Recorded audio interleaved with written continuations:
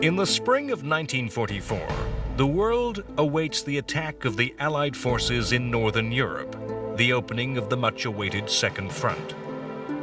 In Italy, an earlier attempt at a second front has halted against fierce German resistance. In Russia, the Germans have fought their last offensive, an attack that crashes to failure at the Battle of Kursk. The end of the Blitzkrieg as a menace is mirrored by the end of the German U-boat threat, as the German Navy is defeated in the Battle of the Atlantic. As the endgame begins, the Axis leadership can now only act to postpone its inevitable doom.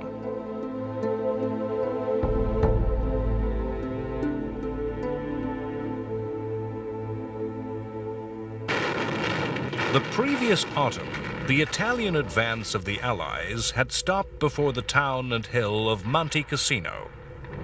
In the spring of 1944, 4 battles were to be fought in an attempt to take the town that dominated the front and prevented any move north.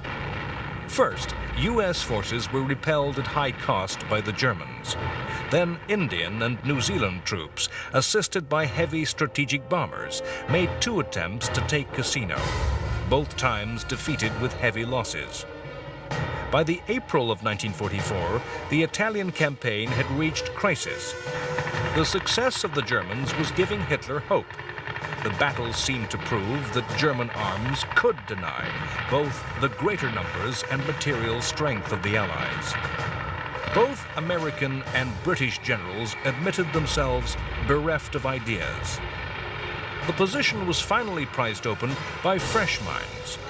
Free French troops drawn from Moroccan hill tribes found ways through mountains thought impassable and encircled Cassino. Free Polish troops made a near-suicidal attack from the south. Cassino fell, and the Italian front opened for movement. In the release from the frustration that the fight for Cassino had generated, clear military judgment became clouded by ambition and lust for glory.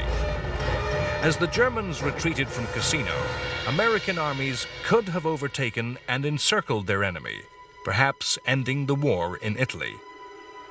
Instead, U.S. General Mark Clark, an officer who felt the failure at Cassino personally and suspected the British of attempting to steal the glory of victory, ordered an advance on Rome, and the Germans fled northwards in safety. On June 4th, American forces entered Rome in triumph. Meanwhile, German engineers were preparing a new complex line of fortifications against which the battle would have to be fought all over again. Soon, the glory of the capture of the Italian capital would be overshadowed by greater events.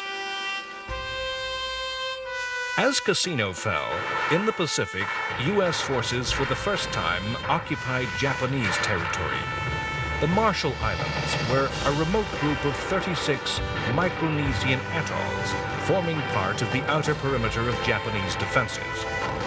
In a brilliantly planned and executed attack which used intelligence derived from broken coded signals, which enabled the U.S. forces to find the weakest points in the Japanese fortifications, the islands were taken over by 80,000 troops.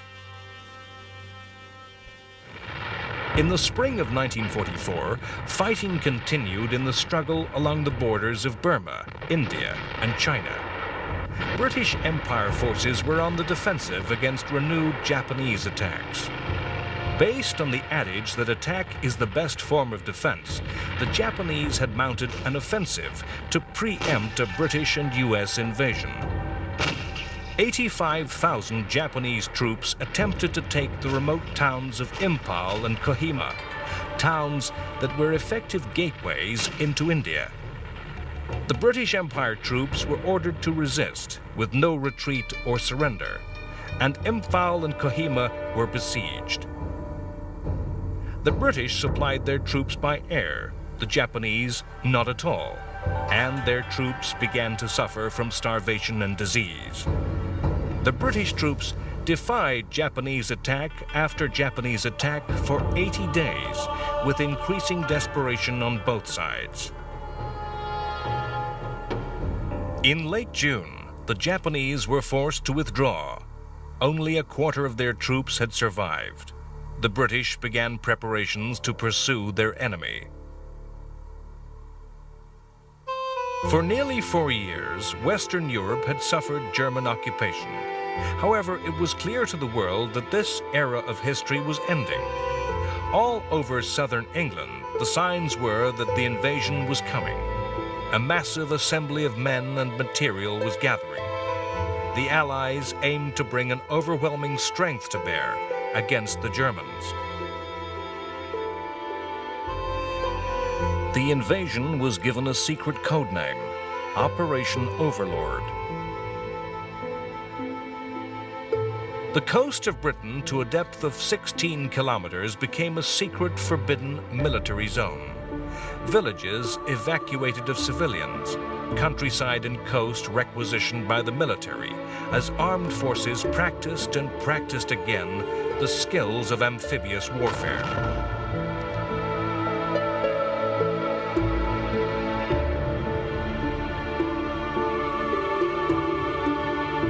Britain itself was sealed, all foreign travel forbidden. The invasion was the product of lessons learned in many previous operations, where the armies, air forces, and navies of different nations cooperated in detailed, coordinated action.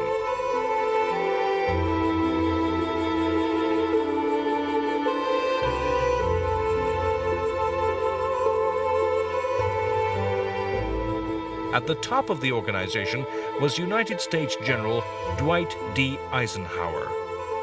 Eisenhower's abilities were political as much as military, making the alliance work in everyday reality. If it is true that every battle is won or lost before it's fought, then the leadership and the staff that Eisenhower assembled is the embodiment of that idea. There was meticulous attention to detail and a refusal to act without the correct preparation and resources for victory.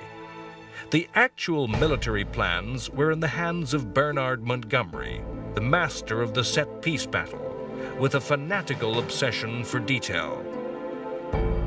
Eisenhower's diplomacy was crucial in his winning command of both British and American strategic bomber air forces. The Air Force commanders believed their attacks on German industry and cities could win the war on their own, and resisted their planes being used in the support of ground forces. Events would show Eisenhower right. It's hard for us to realize that armies fighting on beaches, fighting their way ashore with specialist equipment, was a new thing. Historically, amphibious landings were made by ordinary ships, ordinary boats, by small armies. The size of armies, the lack of radar, of aircraft, of the telephone, meant amphibious landings were made unopposed. The lessons of previous invasions in North Africa and Italy brought forth new technologies of war. Swimming tanks were designed to fight with the very first wave of attacks. Provided with flotation tanks and propellers, the tanks were launched at sea and swam ashore to suppress fire from defending infantry. Specialist fighting vehicles cleared mines, laid roads, and bridged obstacles. It was an eccentric area in which the British excelled.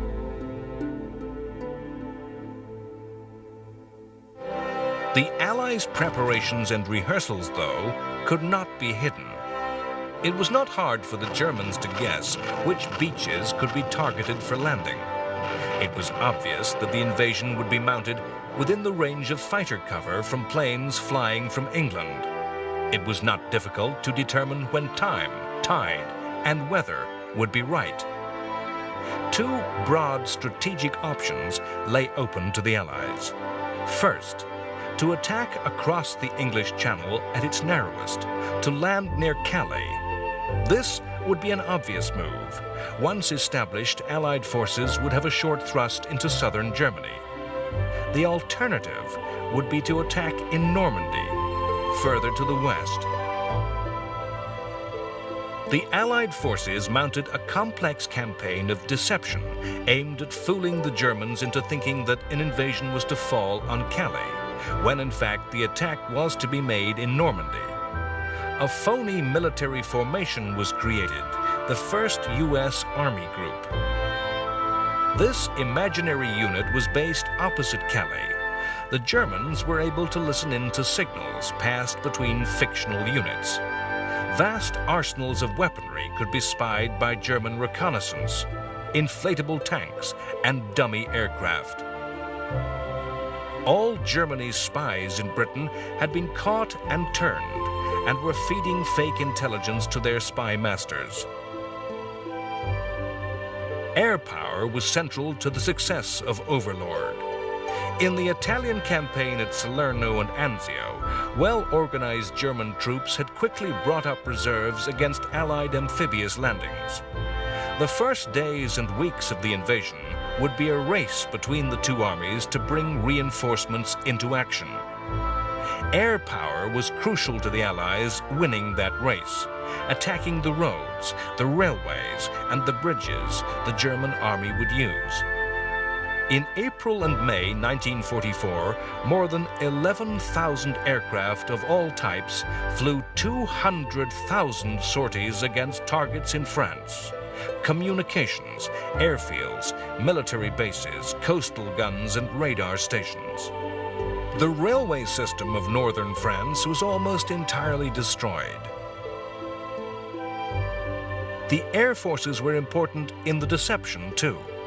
3 times as many bombs were dropped in the east aimed at the Calais region as were dropped near to the true Normandy target. The Luftwaffe was entirely overwhelmed. It had a mere 300 aircraft to match 11,000 of the Allies. The disruption wrought by the Allied air forces was complemented by the actions of the French resistance. The armed resistance, the Maquis, was not strong enough to take on the German army, but through acts of sabotage and diversionary attacks, they disrupted German communications, preventing the rapid reaction that could have halted the invasion on the beaches.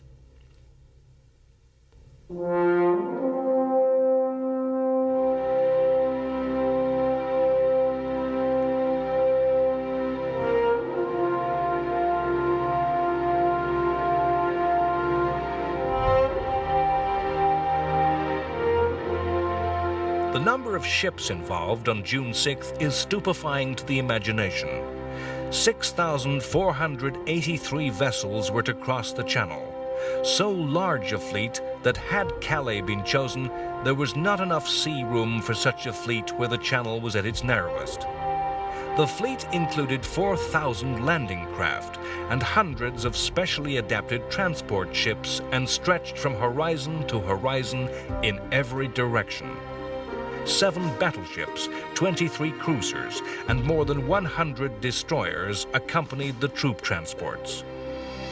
On D-Day, these ships engaged the German coastal guns.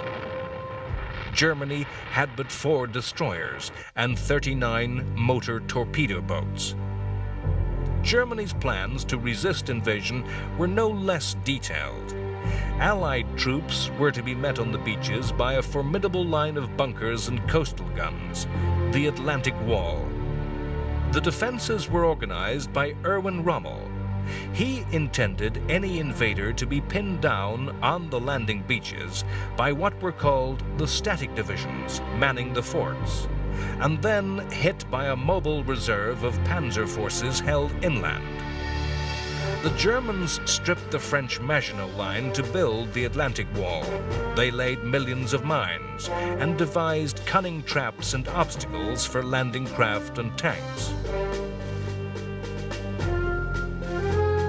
The destruction of the coastal defenses by the warships needed daylight. The landing craft needed low water, early in the morning, and the airborne attacks to be made at night needed the full moon. This narrowed the date for D-Day to the 5th, 6th, or 7th of June. Bad weather on the 5th caused the attack to be put back 24 hours.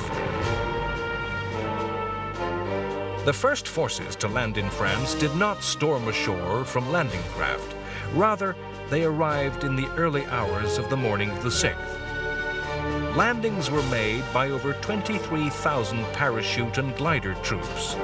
The airborne landings were made on the flanks of the invasion zone to protect the beaches from counterattack, whilst the seaborne forces established a bridgehead. The ground forces were delivered to 5 landing beaches. In the east, 2 areas, codenamed Utah and Omaha, were the responsibility of the American forces. The experience of fighting on the 2 beaches was very different. On Utah Beach in the far west, the American forces met perhaps the weakest of German troops. 3 battalions of infantry defending the beaches surrendered without firing barely a shot. The Utah casualties of 197 were the lowest of any on the day of the invasion, in comparison to the 23,000 who came safely ashore. In contrast, the U.S. forces landing on Omaha underwent the very worst of ordeals endured by any troops on June 6th. The U.S. 1st Division came ashore to be met by perhaps the very best troops that the Germans had stationed on the coast. The American soldiers landed on beaches overlooked by cliffs, beaches onto which the Germans were able to direct murderous artillery fire. At Omaha, the swimming tanks were launched too soon, and many foundered in heavy seas. Without the support of these tanks, the infantry on the beach was vulnerable to German infantry in fortified positions. Omaha Beach has been called a disaster and portrayed in fiction as hell. Yet, despite 2,000 deaths on the first day, 34,000 came ashore.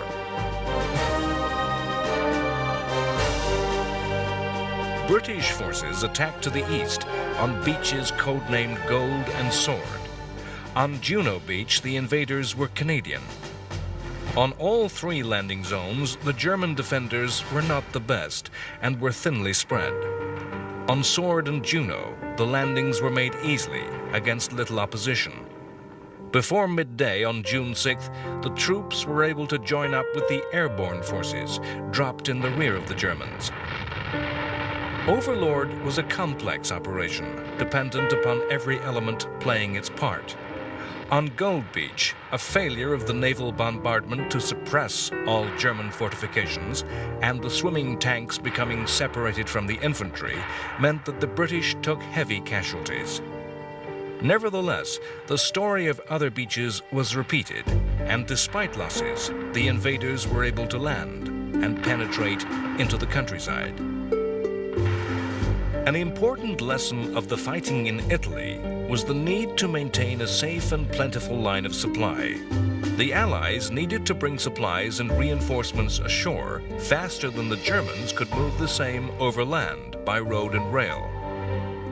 The Overlord plan involved capturing the French port of Cherbourg, but 2 technologies were developed that enabled the Allies to have a secure supply. Allied civil engineering became as inventive as any work in radar or electronics. A floating harbor system was built out of concrete, codenamed Mulberry and weighing 1.5 million tons. The harbors were floated across the channel in parts and then sunk into place to provide an instant port. Later in the campaign, a flexible oil supply pipe was laid under the sea to deliver a constant flow of fuel. In the 3 weeks following the invasion, the Allies moved more than 800,000 troops across the channel. They joined all the beachheads together and captured the port of Cherbourg. Yet the invasion fell behind schedule. The territory held by the Allies was too small to hold the troops that had been transported. Not enough airfields had been captured. Germans, skilled in anti-tank and defensive warfare, were defending stoutly in the countryside that the French called bocage. Bocage was a medieval field system. Over hundreds of years, thick hedgerows had grown to create deep sunken lanes that provided the Germans with row after row of ready-made deep trench lines. ready-made defenses that could stop tanks. The same roads forced attackers into vulnerable single file, traps with no room for maneuver. The Norman town of Caen was a D-Day objective. 3 weeks after D-Day, it was still German-held. As long as the Nazis held the town, they denied access into the countryside to the south, where the bocage ended, and tanks could maneuver with freedom. It was countryside where airfields could be built. Repeatedly, British and Canadian soldiers threw themselves against Caen, only to be repulsed. British General Montgomery took the ruthless decision to call in the heavy bombers of the Strategic Air Forces. Caen was to be liberated by being bombed into ruins. On July 7th, the Royal Air Force and United States Army Air Force systematically demolished Caen.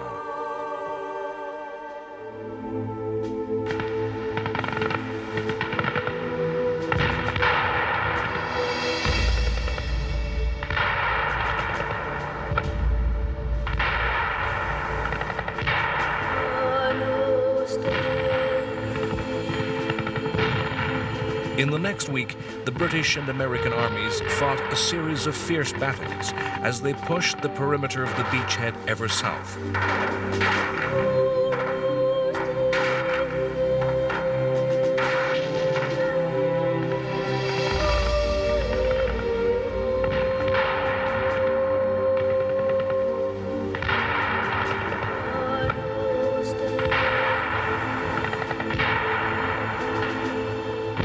Repeatedly, the strategic bombers carpet-bombed German positions. By mid-July, the British had lost more than 1/3 of their total tank force. The American army in the west, following extensive carpet bombing, finally broke through. Their push to the south opened the war and broke the stalemate. The attack that developed turned around the German flank and began to surround their Normandy armies. Hitler had ordered a counterattack in early August that threatened to cut off and surround the Americans. Again, the great secret of the broken German codes came into play. The Allies were ready and waiting, and the Germans were defeated with heavy losses. The tank came of age in World War II. The decisive and devastating attacks of the 1940 German Blitzkrieg had demonstrated the potency of armored warfare. Yet, to every invention, there is a reaction. And during the war, powerful techniques and weapons of anti-tank warfare had been devised. The armies fighting in 1944 were far different from those of 1940. No longer did infantry simply flee before advancing tanks, as they had in 1940. Tanks were still an essential ingredient for victory, but needed the support of specialized infantry and mobile artillery to counter the anti-tank regiments of their enemy. The Allies rolled the Germans into an ever tighter pocket around the French town of Falaise. By the middle of August, nearly 500,000 Germans were in an ever more tightly closing trap. Attackers on all sides, to their rear, the obstacle of the River Seine. In what came to be called the Battle of the Falaise Gap, determined action by the SS Hitler Youth Division, a formation of fanatics recruited entirely from the Nazi youth organization, held back the Allies, while 300,000 Germans streamed across the River Seine in a mass escape. All German heavy equipment was lost, 1,300 tanks destroyed, and 200,000 taken prisoner. The original Overlord plan intended the Allies to halt at the Seine, to regroup and reorganize. Instead, Eisenhower decided to capitalize on the victory won and ordered pursuit of the Germans across the open country of France. Hitler had not allowed the preparation of any fallback defensive positions. There was nowhere to hide, nowhere to stand and fight. The Germans had to run all the way to Belgium and the Netherlands, even to the borders of Germany itself. Hitler's strategic common sense had not entirely deserted him. Realizing that long lines of supply would weaken the Allies, he commanded all channel ports garrisoned by stay-behind forces to be turned into fortresses and defended to the last. As the Allies neared the borders of the Low Countries in early September, few thought the war would last into 1945. In mid-August 1944, as the Normandy battles were reaching their height, the Allies mounted a second invasion of France on the Riviera. Originally planned to be simultaneous with the Normandy attack, a shortage of landing craft caused the southern invasion to be delayed. Again, there was a massive naval bombardment, and once again, the Allies enjoyed massive air superiority, with 2,000 planes against 200 German. Once initial resistance had been broken, the task of the American and Free French armies was of pursuit and entrapment of the constantly retreating Germans. The Riviera landings threatened to confound Hitler's plan that Paris should be turned into a fortress and battleground. Hitler talked of the French capital as a Stalingrad that would entrap the Allied armies and lead to their annihilation, enduring the same fate as befell the German army at the Russian city a year before. The Riviera landings threatened to surround Paris and instead make the city a trap for the Germans. On August 18th, when it became apparent that the Allied armies were threatening to overwhelm the occupiers, the population of Paris rose in revolt, and fighting broke out on the streets. Eisenhower and Montgomery refused to attack for the sake of attacking. They too saw the lesson of Stalingrad. They ruthlessly believed that liberation could wait, and only military necessity justified attack.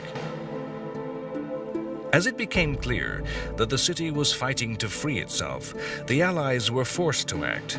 Leader of the Free French, Charles de Gaulle, feared that French communists were attempting a takeover and using the fighting to eliminate their rivals for power in post-war France. The Allies agreed that Free French forces could be released, and on August 23rd, their tanks entered Paris. The German command surrendered. De Gaulle led Allied forces in a march of triumph down the Champs-Élysées.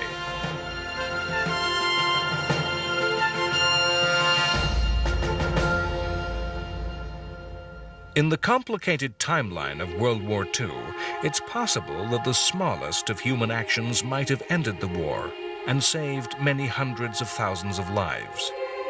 On July 20th, there was an assassination attempt upon Hitler.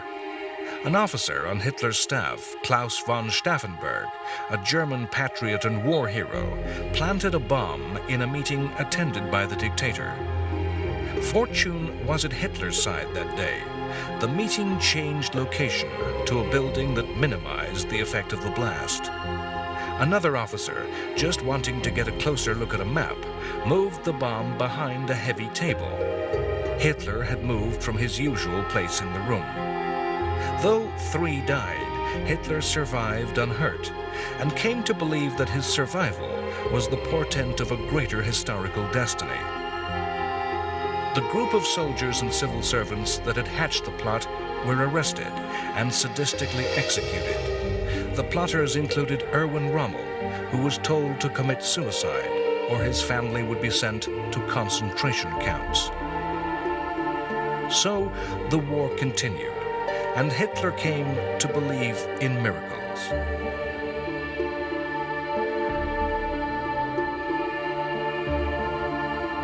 The Allies enjoyed the results of many new technologies, new weapons, and new scientific ways of waging war. This war of invention was not one-sided. Germany was one of the world's leading scientific nations, and the German armed forces enjoyed the use of futuristic weaponry. As the Allied armies fought to establish their grip upon northern France, one of the most famous products of German ingenuity made its debut. On June 13th, the first V-1 flying bomb was launched against London. The V-1 was the prototype cruise missile, a pilotless jet aircraft with automatic guidance that was both ground and air-launched. In the next 2 weeks, nearly 2,500 of these missiles were fired. The flying bombs brought the return of terror to London, worse than the conventional air raid, as attacks were constant. There was no warning, no all clear, no release of tension.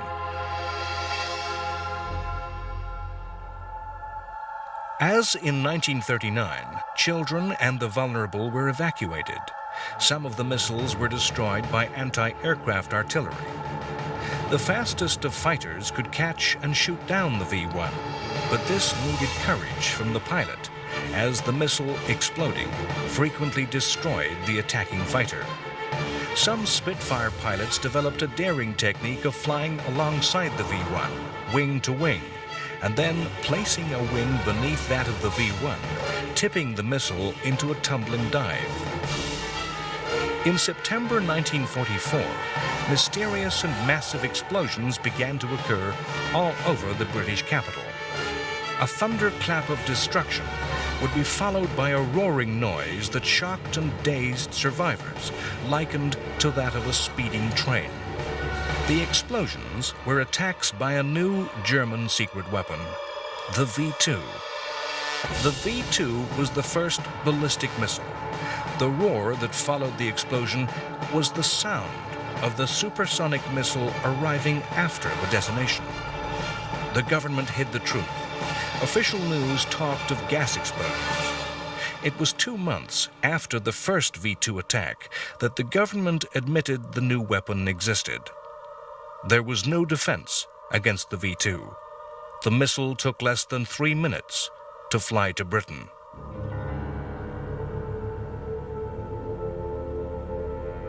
In the Pacific, the gradual process of erosion, of driving back the Japanese island by island, continued. In June 1944, yet more amphibious assaults began, this time in the Marianas Islands. The islands were important to both attacker and defender. The first target, Saipan, was an important Japanese base and within strategic bomber range of the Japanese home islands. The second U.S. objective, Guam, held important supplies of fresh water and was the best natural harbor in the Western Pacific. Guam would also be a base for bomber attacks on Japan and a starting point for attacks to recover the Philippine Islands. As so often in these invasions of Pacific islands, the battle on land was preceded by a naval battle. The Battle of the Philippine Sea turned into the largest carrier battle of the war. The Japanese were outnumbered in nearly every aspect.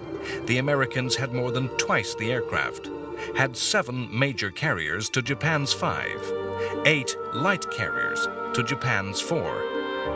Disparity in quantity was matched by difference in quality.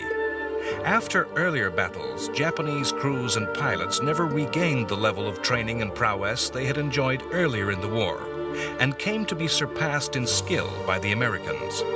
The quality of American radar and intelligence was also superior. A great air battle was fought, in which the Americans enjoyed such superiority that the fighting came to be called the Great Marianas Turkey Shoot. The Japanese lost nearly 2/3 of their planes. 2 Japanese carriers were lost, 1 to air attack, 1 to a U.S. submarine. With the naval threat destroyed, U.S. Marines had to fight a stern battle to take Saipan. 4,000 Marine casualties were sustained in the first 2 days. An invasion planned to last 3 days stretched to 3 weeks. The terrain of Saipan meant that the U.S. soldiers were forced to make repeated frontal assaults against dug-in Japanese. The defenders fought with fanatical determination. In July, a mass suicide attack by the Japanese saw more than 4,000 Japanese troops killed in 1 day. Rather than surrender, many Japanese chose to die by their own hand. The delays caused in the taking of Saipan allowed both defenders and attackers of Guam to make full preparations. The Americans opened the assault with the heaviest air and naval bombardments of the Pacific War. More than half the 20,000 Japanese defenders were killed before a single U.S. Marine landed. Although Guam was secured easily, the remnants of the Japanese forces fought on. The last surrendered in 1972.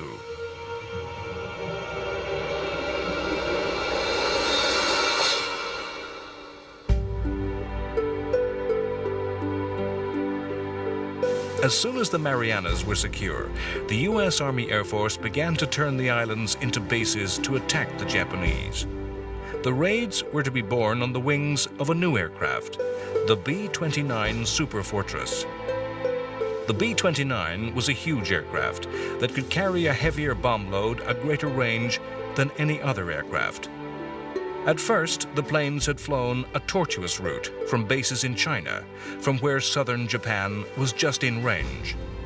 From November 1944, the Marianas had been turned into air bases. The first raids had been precision high-level attacks upon the Japanese aircraft industry. The raids were inconclusive. In the coming years, these tactics were to be abandoned in favor of mass area attacks against Japan's wooden cities.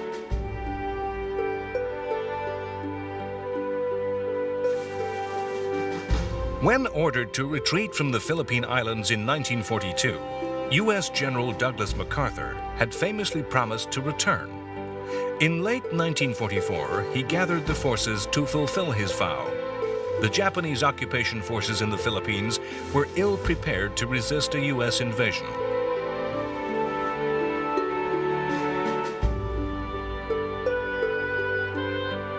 Japan had entered the war in 1941 fully mobilized, with as many men as possible in uniform and industry at near capacity. The United States Navy had imposed a tight blockade around the Japanese islands that severely restricted Japan's capacity to wage war. In contrast, the U.S. Navy enjoyed an embarrassment of riches, able to draw from a well of near-bottomless resources. New battleships, new cruisers, new destroyers streamed from U.S. shipyards. Of the most important ships in the war, the aircraft carriers, no less than 21 new major carriers had been launched since Pearl Harbor, 5 times the equivalent number of Japanese ships. The total number of aircraft the Americans could embark was 3,000, 3 times the Japanese strength. In September 1944, U.S. carrier aircraft destroyed Japanese air forces on the Philippines. In October, MacArthur assembled a fleet of over 700 ships. And following a huge bombardment by battleships, U.S. troops landed on the Philippine island of Leyte. Japan responded with the dispatch of a massive naval force. The Battle of Leyte Gulf, as the battle was to be called, remains the largest naval battle in world history. The Japanese plan was for their aircraft carriers to lure away the American carriers from the landings. Meanwhile, a separate force of Japanese battleships would attack the troop transports and the landed forces. The Battle of Leyte Gulf has been described as the last throw of the Imperial Japanese Navy. Effectively, every major warship that remained to Japan was thrown into the gamble. The last reserves of ships, men, and aircraft were deployed to effect a decisive battle. The battle was, at the same time, a carrier battle, where the air forces of the 2 carrier fleets engaged each other and the enemy carriers. And it was traditional battle fleet engagement, where big gun battleships fought each other in duels of naval artillery. The battle was complex, as the 2 fleets divided their forces and searched for their enemy amongst the scattered Philippine islands.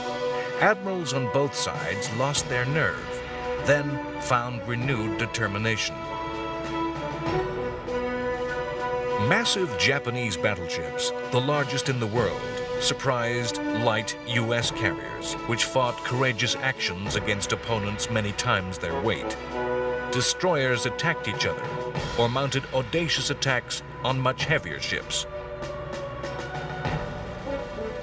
Ships were lost by both sides at Leyte, but the fortune of war smiled on America, and the result was a naval triumph which ranks as a victory alongside Trafalgar, as the U.S. Navy destroyed the Japanese. All 4 Japanese carriers and 2 of the battleships were sunk. Japanese Admiral Nishimura went down with his ship. With the naval battle resolved, the fighting on land began. MacArthur spectacularly waded ashore before the newsreel cameras. Further inland, 70,000 Japanese and 15,000 Americans died in the battle to establish a bridgehead. The Japanese failed to throw back the invaders, and a long battle for liberation began. It was at Leyte that a new word passed into the languages of the world: kamikaze. A kamikaze attack was a suicide attack by a pilot crashing his plane loaded with explosive onto an enemy warship. Throughout the war, in rage or fanatical desperation, Japanese aviators had crashed onto their enemies. It was at Leyte that the kamikaze attack became an official tactic. The kamikaze drew on Japanese mythology. The word kamikaze meant divine wind, and referred to a miraculous tempest that suddenly arose to destroy a Chinese invasion fleet approaching the defenseless shores of medieval Japan. Kamikaze attacks were not always by aircraft. Japan was to deploy midget submarines, human-piloted torpedoes, and even small manned rockets in suicide attacks. It was the converted fighter aircraft that were to be the most effective.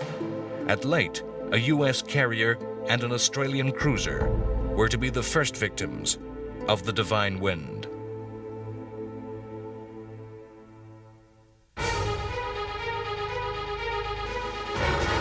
Hitler had seen the Western invasion as the greatest threat endangering the very heart of the Third Reich. On the Eastern Front, he was prepared to concede territory and transferred troops to the West. On June 22, 1944, as the fighting in the West was at its height, the Soviet Union launched a massive offensive that threatened a general collapse of the German armies in the East. Operation Bagration, named after a hero of the wars against Napoleon, was a huge attack. The numbers told heavily against the Germans. 1.2 million Red Army soldiers against 400,000 Nazis. 5,200 tanks against 900 German machines. 6,000 Soviet aircraft against 1,300 Luftwaffe planes. Hitler was to sacrifice the lives of many thousands of his soldiers by designating Soviet cities as fortresses to be held to the last man.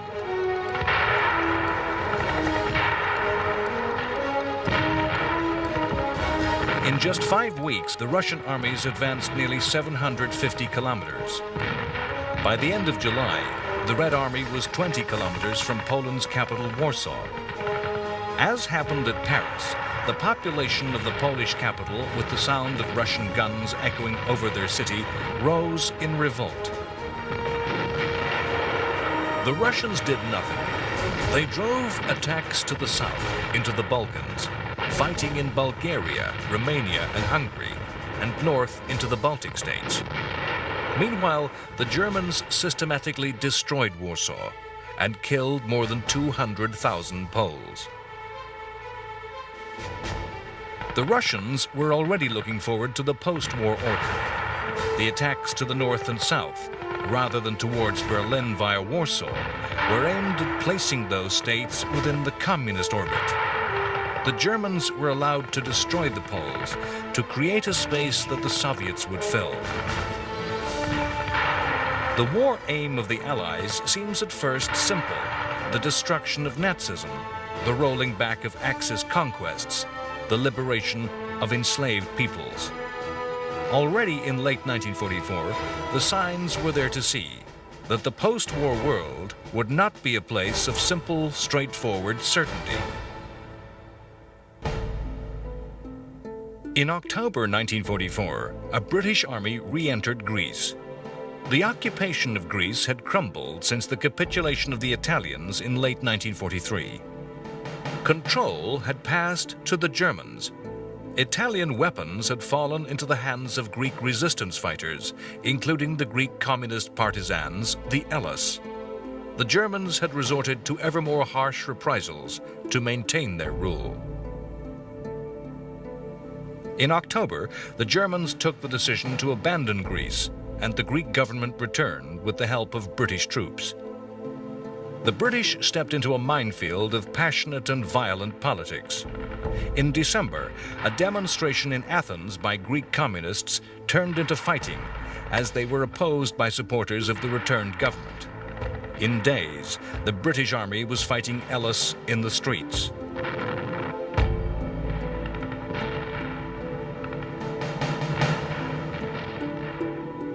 In the autumn of 1944, the optimism among the Allies at the end of the Normandy campaign that the war would soon be over was to prove misplaced. The advance across northern France had been so rapid that by early September, the Belgian capital of Brussels had been liberated and the port of Antwerp captured. Supply was crucial to the continuation of the war on into Germany. The capture of a major port facility was a major prize for the Allied armies, but was a prize that was to be squandered. Hitler ordered all Channel ports to be held to the last man. Dunkirk was to hold out to the very end of the war. The capture of Antwerp left a large German force to the west, controlling the approaches to the port, rendering it unusable. The Allies failed to clear those troops, who mined and dominated the river with artillery. The Allies failed to prevent the Germans from gathering their scattered forces and reorganizing. The Allies ignored intelligence that revealed their plan to fight a major battle against the Allied supply lines. No action was taken because of the wave of feverish optimism that the war could be ended quickly. The will of the Allied commanders was focused elsewhere. The distraction was the operation planned by British General Bernard Montgomery to seize a crossing of the River Rhine by airborne attack, drive forward to the captured crossings with armored forces, then invade Germany and end the war before Christmas. This was the famous Arnhem attack, the bridge too far. In mid-September, American airborne forces seized bridges at Nijmegen and Eindhoven, attacks that went smoothly and with success. The British 1st Airborne Division descended upon Arnhem, deep in the Netherlands. The British forces, though, were dropped not near enough to their targets.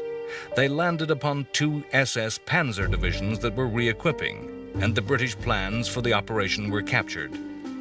British forces found themselves pinned down, and, under increasing pressure, failed to capture the bridge. The action by ground forces to link up and relieve the paratroopers and glider troops was met by heavy German resistance and ground to a halt. After a week, the British were forced to admit defeat. What troops could be saved were, but 6,000 were taken prisoner and more than 1,000 killed.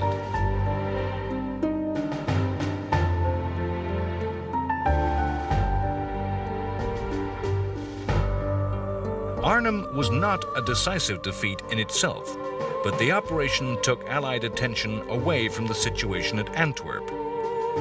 The failure to mount a simple mopping-up operation and make Antwerp port operational was to lengthen the war. After the chaos at Arnhem, the Allies had to fight a series of difficult actions against the German forces that had taken the opportunity to reinforce and prepare. The battles were fought across the flooded and waterlogged Low Countries. Attacks had to be made by commandos with amphibious vehicles. Canadian armies had to make repeated charges across open ground against prepared German artillery, surrounded by dense infantry defenses. Pillboxes and strongpoints had to be taken one by one in close infantry action. The towns of the region had to be cleared in fierce street fighting.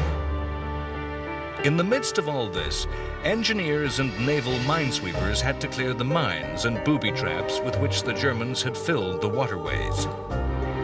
It was not until late November, more than 80 days after its capture, that Antwerp was brought into action. A desire for victory, of an end to the fighting, only condemned Europe to enter another year of war. Next time on World War II, The Complete History, in a desperate attempt to save Germany, Hitler attempts to repeat the triumph of 1940 with attacks through Belgium in what history comes to call the Battle of the Bulge. The Germans collapse in the east, and Russian armies enter Germany. They encounter Auschwitz, and the full evil of Nazism becomes known to the world.